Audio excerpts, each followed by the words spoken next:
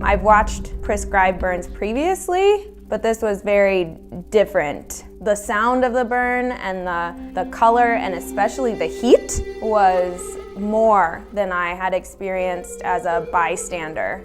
The heat can be tremendous.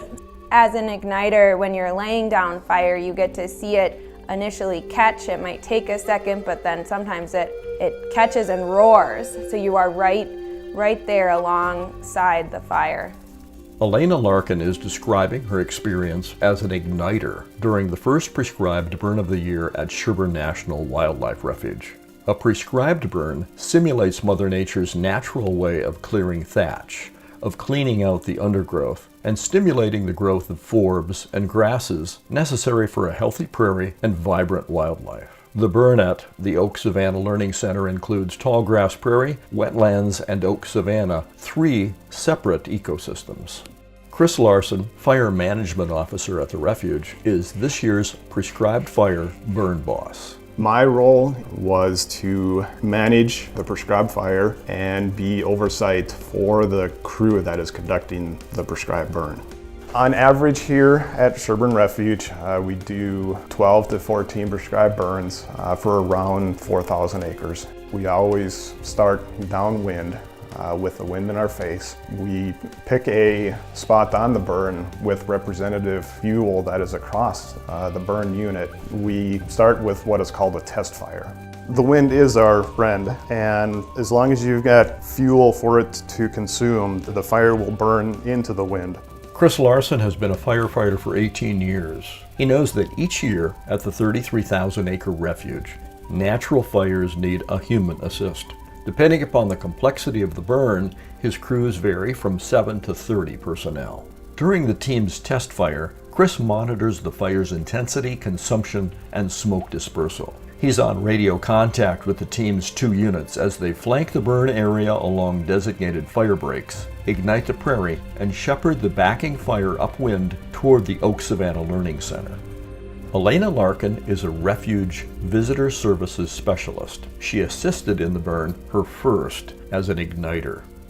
In order to be a member of the burn team, I completed a 40-hour training that encompassed basic firefighting and wildland fire behavior, in addition to completing a physical PAC test that's completed annually, where you have to demonstrate that you are strong enough for this particular burn season. Alaina is outfitted for fire with Nomex fire-resistant pants and long-sleeve shirt. She wears a shroud on her helmet to keep the heat off her face and to prevent smoke inhalation.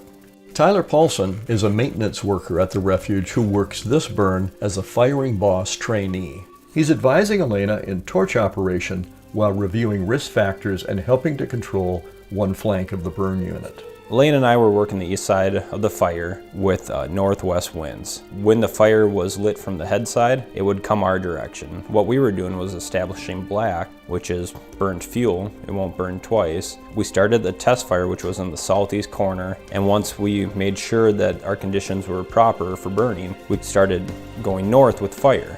Watching Alaina, Kris, and the burn unit from a safe distance is a group of Refuge volunteers. They lead area school students on explorations of the refuge as part of the nature education program here. We invited education volunteers to come watch the prescribed burn at the Oak Savanna Learning Center, primarily because communicating about prescribed burns is so important and critical to the refuge's mission and habitat management.